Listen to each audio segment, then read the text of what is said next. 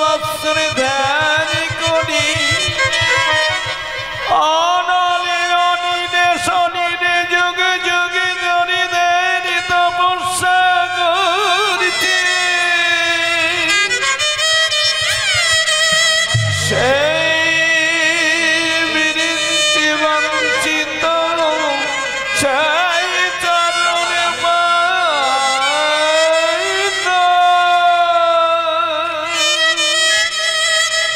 যিনি হলেন এই জীবের ভগবান, তার উপর আমার বাণটা আমি নিক্ষেপ করলাম। ভগবান নিজে বুক পেতে বাণটা সহ্য করল সত্য, কিন্তু ভগবান শ্রীখণ্ডীকে স্মরণ করলেন। শ্রীখণ্ডী, ও মায়েরা, শ্রীখণ্ডী মানে জানেন তো বাবা? হরিবল।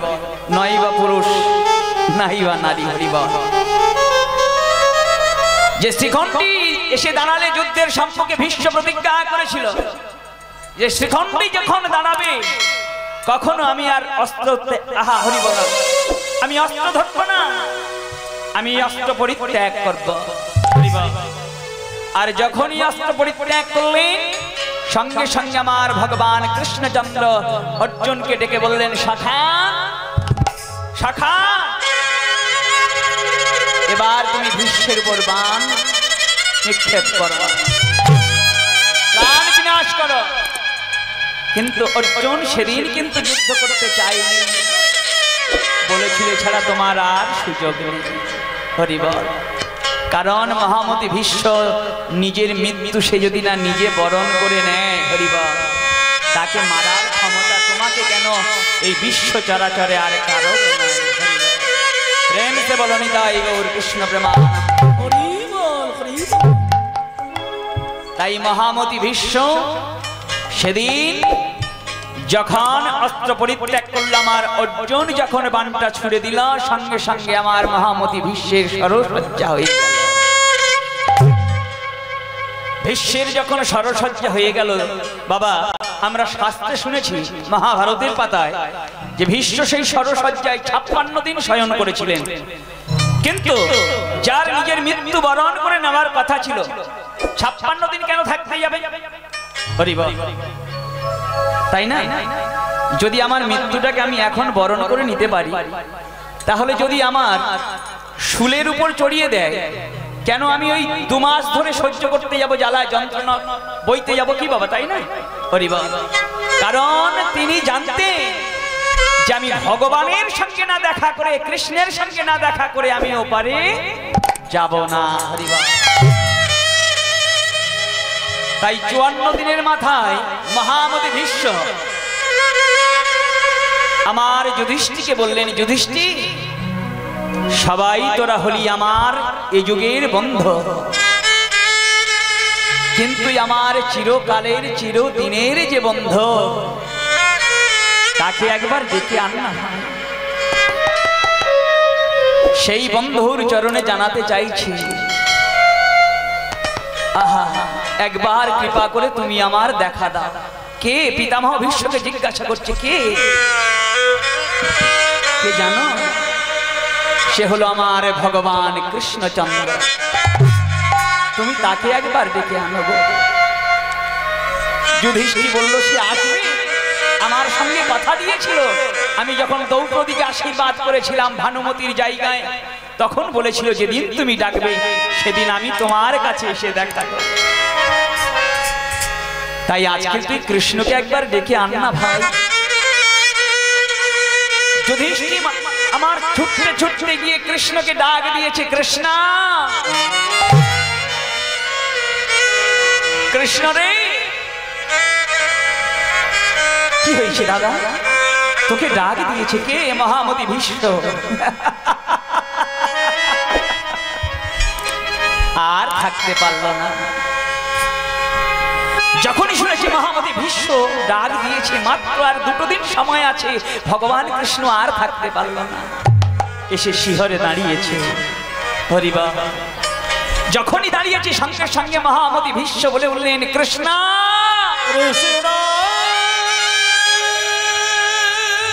কৃষ্ণ রে তুই এসেছিস? হে করুণা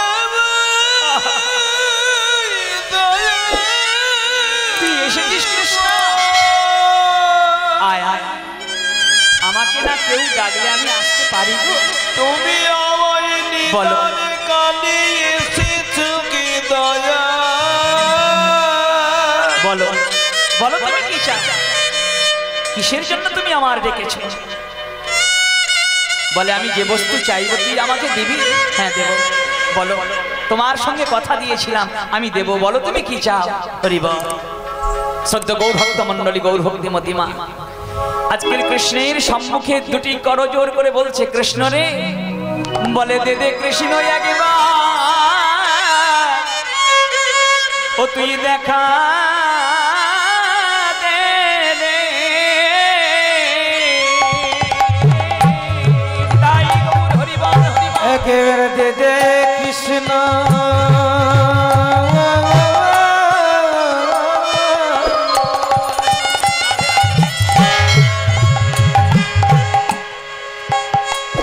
আমায় দেখা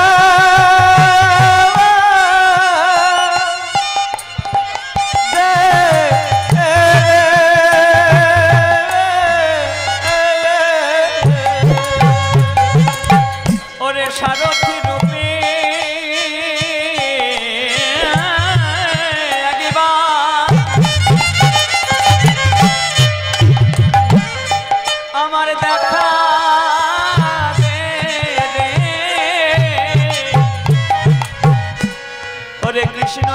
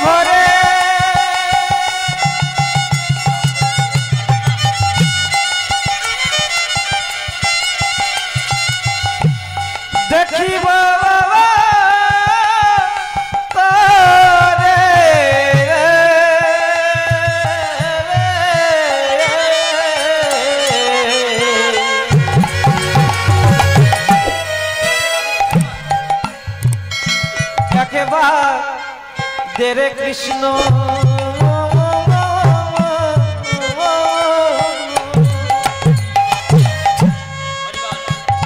আমায় দেখা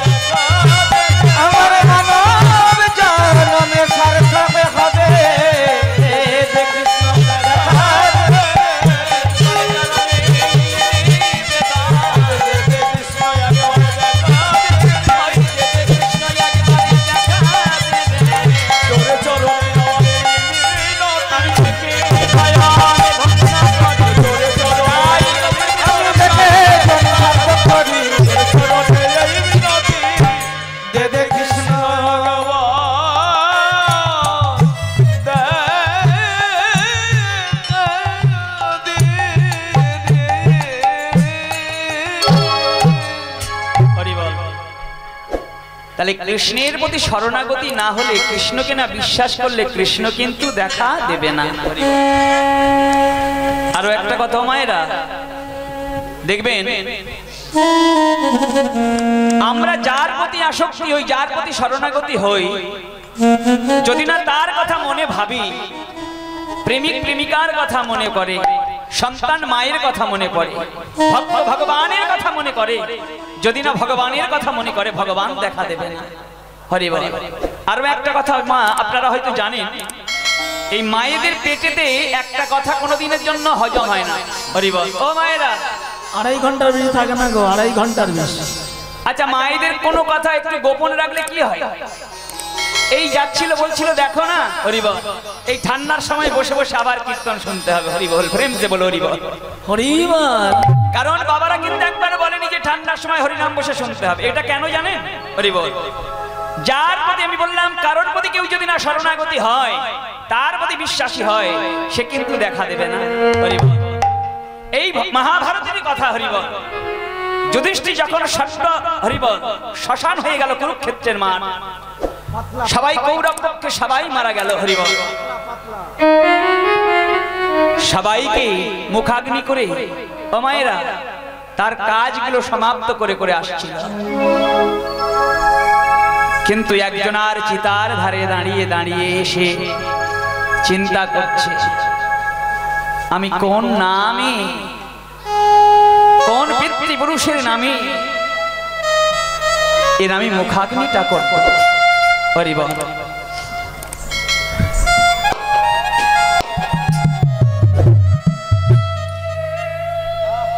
আমি কার নামে আমি এই মুখাগ্নিটা করব?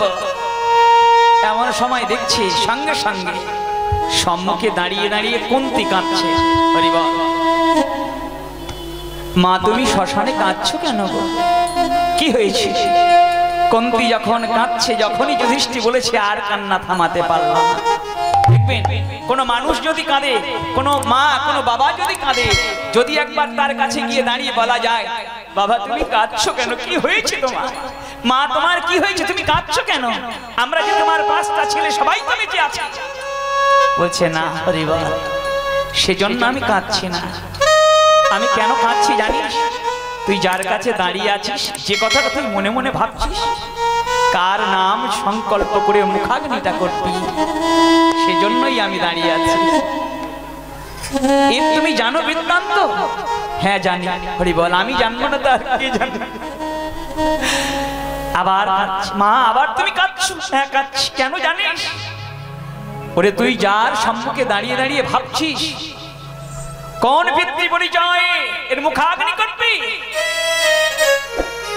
ও যে আমার বড় সন্তান, ও যে আমার গর্ভে আমি ধরেছিলাম। হরি বল। যখনই বলে যে আমি গর্ভে ধরেছিলাম আমার বড় সন্তান, সঙ্গে সঙ্গে যুধিষ্ঠির চমকে পড়েছে। মা, মা, এ কি বলছো? হ্যাঁ রে, আমি কুমারী বেলায় একটা বর পেয়েছিলাম, সেই বরে পরীক্ষা করতে গিয়ে আমি সূর্যদেবের কাছ থেকে প্রথম সন্তান পেয়েছিলাম। আমি এর পিতৃ পরিচয় কোনোদিন দিইনি। কেন জানিস? এই নারী জনমের কলঙ্কে তো থাকবো বলে। হরিবা। তাই আমি মা হতে চেয়েছিলাম, আমি কলঙ্কিনী হতে চাইনি। তাই আমি কারোর নিকট প্রকাশ করতে পারি। যখনই এমনই বলেছে, সঙ্গে সঙ্গে যুধিষ্ঠির বলেছিল, মা তুমি যদি আগে আমাদেরকে জানাতে, আগে যদি তুমি আমাদেরকে বলতে, তাহলে এই কুরুক্ষেত্রের সমস্ত কিছু, আমরা সব কিছু আমার এই বড় দাদার চরণে দিয়ে দিই। হরি বল। শোনো মা, যখন তুমি এই কথাটি গোপন রেখেছিলে, আমি তোমার সন্তান হয়ে মাকে অভিশাপ দিচ্ছি। শুধু তাই নয়, এই জগতে যত মা আছে, যত নারী আছে, কোন দিনের জন্য এদের অন্তর, এদের উদরে কোন দিনের জন্য কোনো কথা গোপন থাকবে না। হরি বল। প্রেম সে বলো নিতাই গৌর কৃষ্ণ প্রেমানন্দ। হরি বল। তাই ভগবানের প্রতি তাদের প্রতি যদি না আমাদের বিশ্বাস থাকে, তাদের প্রতি আমাদের যদি না শরণাগতি হয়, তাহলে আমরা ভগবানের চরণে যেতে পারবো না। তাই আজকে দাঁড়িয়ে আপনাদের চরণে হরিবল, গুরু কৃপা হি কেবলম। আপনারাই তো হলেন আমার পিতা মাতা গুরুজন ভাই বন্ধু, হরিবল। আপনাদের চরণে এবং ছোটদের বক্ষে নিয়ে হরিবল, আপনাদের আশিস মাথায় নিয়ে আমি কীর্তন শুরু করছি বটে। আপনারা যদি না কৃপা করেন, তাহলে আমার গোবিন্দের কৃপা হবে না, হরিবল। তাহলে আজকের আমরা কীর্তনে প্রথমে একটু গৌরচন্দ্রিকা আস্বাদন করব, যেটা রূপের কথা বলছিলাম, হরিবল। কারণ কীর্তন করতে গেলে প্রথমে গৌরচন্দ্রিকা একটু আস্বাদন করতে হয়, মা, হরিবল। না হলে কীর্তনটা পরিপূর্ণ হয় না। কারণ যার দেশে আমরা বাস করছি, যিনি হলেন আমাদের কলির ভগবান গৌর সুন্দর, যিনি হচ্ছেন কীর্তনের পিতা, হরিবল। সেই গৌর কথা আমরা একটু আস্বাদন করতে এখন চলো। নয়ন অঞ্জন হইয়া লাগিয়াছে পারা, লাগিয়াছে পারা, নয়ন অঞ্জন হইয়া লাগিয়াছে পারা। পদাবলী কীর্তনের একটু পদটাকে বলি দিতে হয়। তাহলে অঞ্জন পাখি কোনটা? একটু আসতে, একটু ছোট বাজা বাবা, অঞ্জন পাখি কোনটা? দেখবেন একটা পাখি জলে থেকে মাছ ধরে, খুব তীক্ষ্ণ, হরিবল। তাকে আমরা কি বলি? মাছরাঙা পাখি, কি বাবা, তাই না? ওর নয়নটা তো তীক্ষ্ণ। জলের মধ্যে গভীরে যে মাছ আছে, মাছ চলাফেরা করে, সেই মাছের দিকে খেয়াল করে নিজের বদন দিয়ে ঠিক সেই মাছটাকে ধরে নিজেই সেবা করে নেয়। তাই নয়ন অঞ্জন হইয়া আজকের আমার নয়ন সেই অঞ্জন পাখির মতো হয়ে লাগিয়াছে পারা, লাগিয়াছে পারা। তোমারা পারা কোথায় থাকে? আয়নার পিছন দিকটা, তাই না? সংকট চেনে বসো। হ্যাঁ, আয়নার পিছন দিকটা। যদি এই পারা বাচ্চারা খায়, তাহলে তাদের কিন্তু শরীর খারাপ হয়, হরিবল, বড় অসুখে পড়ে। তাই বলছেন নয়ন অঞ্জন হইয়া লাগিয়াছে পানা। নদী আর এক রমণী, আর এক রমণীকে ডেকে বলছে, ওরে সজনী, ওরে মাধবী রে, আজকের সুরধনী গঙ্গার তীরে গৌরব দর্শন করে আমার কি হলো রে, হরিবল। বলে কি হয়েছে? বলে গৌরূপের কি মহিমা আমি দেখেছি জানি না, তবে সেই রূপে দেখে আমার মনোপ্রাণে কিছু ভালো লাগে না। তা বলছে, বল কেমন রূপ দেখেছিস, আমাদের নিকটে বল, হরিবল। তাই আজকের সেই সজনী আর এক সজনীকে বলছে, ওরে সজনী, ওরে আরে মর, আরে মর,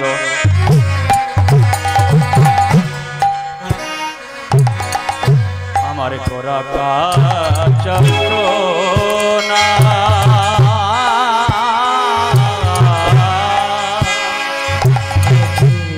আরে মরো, আরে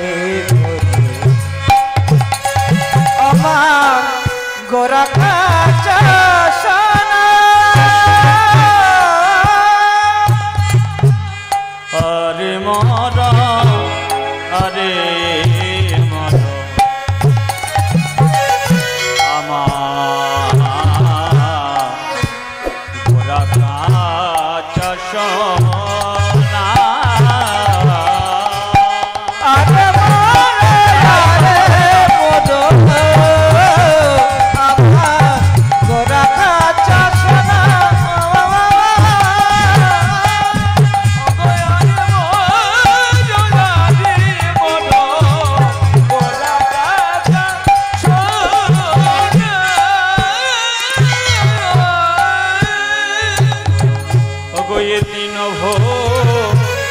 বন মাঝে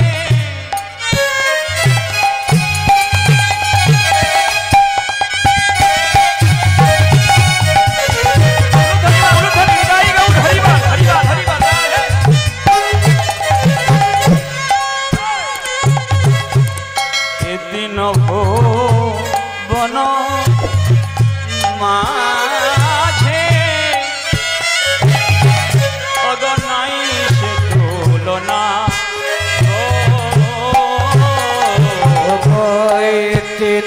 ভুবন মাঝে আমার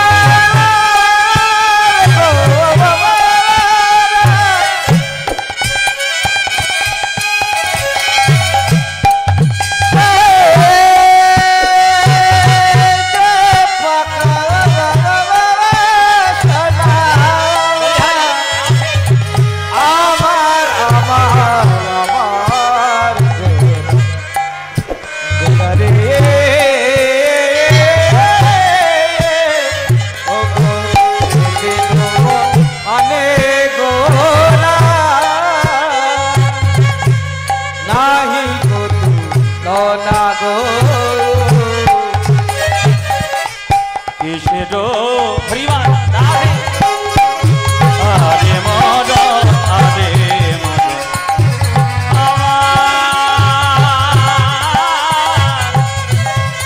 আমার গোরা কাঁচা আরে মদন গোরা কাঁচা সোনা বলে কেউ তুলনা কেউ তুলনা কেউ তুলনা কেউ তুলনা বলে কেউ তুলনা কেউ তুলনা কেউ তুলনা কেউ তুলনা এই রূপের সামনে কার হয় না তুলনা কেউ তুলনা কেউ তুলনা ওই রূপে সামনে কার হয় তুলনা কেউ তুলনা কেউ তুলনা আমার গৌর রূপের সঙ্গে নাই কারণ তুলনা হরিবা কেউ তুলনা কেউ তুলনা আমার রূপের সঙ্গে নাই তুলনা কেউ তুলনা কেউ তুলনা বলে পৃথিবী জানে করেছে আকাশ কেউ তুলনা কেউ তুলনা তুললে তুলো আর ছিঁড়ে যাবে কেউ তুলনা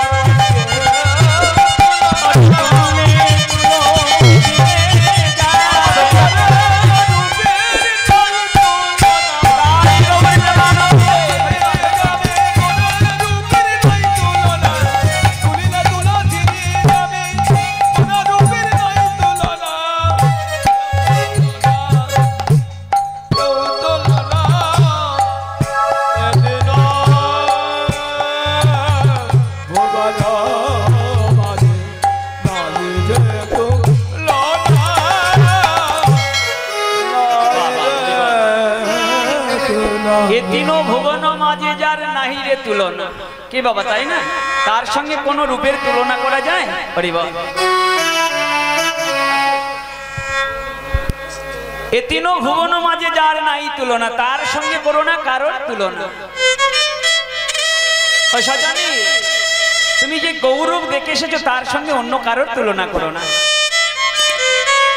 ও মায়েরা আজকের গৌরাঙ্গ রূপ দেখে আজকের পাগলিনী প্রায় সজনী বলছে সোনা আচ্ছা গৌরকে কাঁচা সোনা বললেন কেন বাবা আরে মরো গোরা কাঁচা সোনা তাই না মা আমি বলছি না মহাজন পদে বলছে যে গৌরাঙ্গ হলো কাঁচা সোনাটা কেমন মা সোনা কিন্তু সহজে পাকা হয় না সোনার সঙ্গে আর একটা বস্তু দিয়ে আগুন দিয়ে মানে পড়ালে তারপরে বস্তুটাকে একটা হয় আপনাদের নাকের না হলে কানের না হলে গলার না হলে আংটি কি বাবা তাই না সেটা কি একটু ছোট বাজাও সেটা হলো সোহাগা কি বাবা তাই না সেটা হলো সোহাগা শুধু সোনাতে কোনোদিনের জন্য গহনা তৈরি হয় না এই যে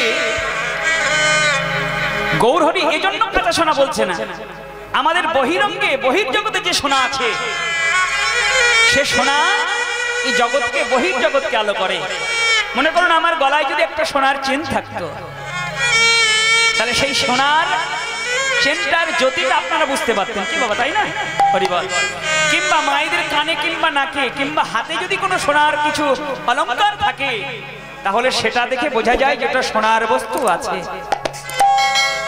সেটা বহির্জগৎকে নয় আলো করলো কিন্তু আমার গৌরকে কাঁচা সোনা কেন বললো না সে সোনা শুধু বহির্জগৎকে আলো করে না সে আবার ভিতরে আলো করে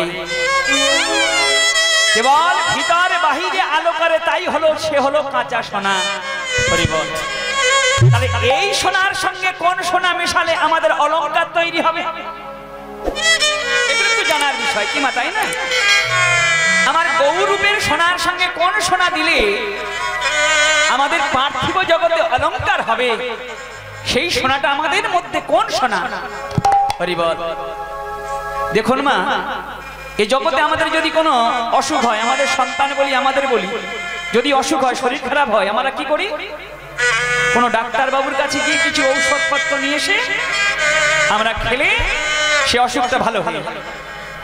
কি বাবা তাই না?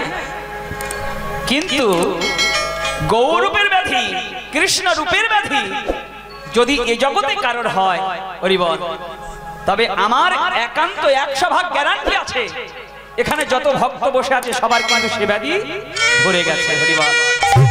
না এই ঠান্ডার সময় এত কষ্ট করে কেউ বসে থাকবে না, শুধু একটু ঔষধের জন্য। কি বাবা তাই না? হরিবল, দণ্ডবত প্রণাম মা, হরিবল। একটু ঔষধের জন্য বসে আছে, কি বাবা তাই না? তাহলে এই ব্যাধি সারাতে গেলে কি হবে? এই ব্যাধি সারাতে গেলে আমার গৌরের চরণামৃত হরিবল ঔষধ লাগবে হরিবল।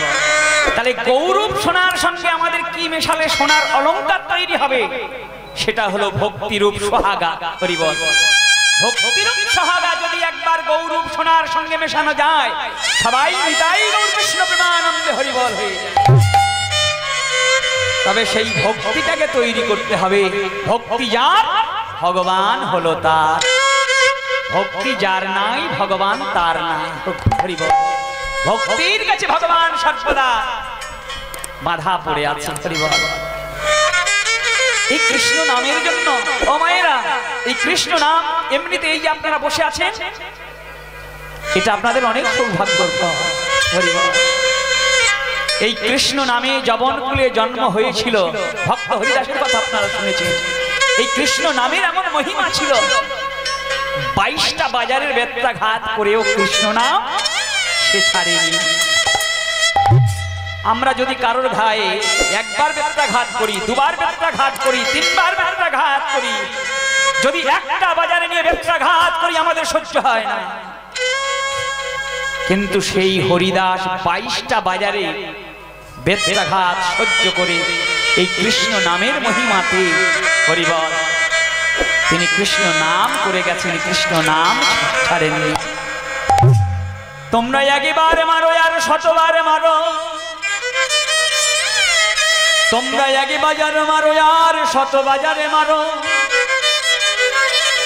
এই মধুর কৃষ্ণ নাম না ছাড়িব আমার এই বদনে, আমার এই বদনে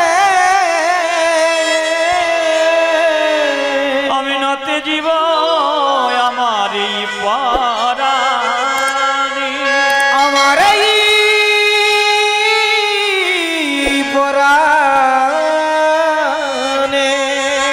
কাঁদতে কাঁদতে একটা গান গিয়েছিল ও মায়েরা, হরি আমারও মানস শান্তপনা আসিতে।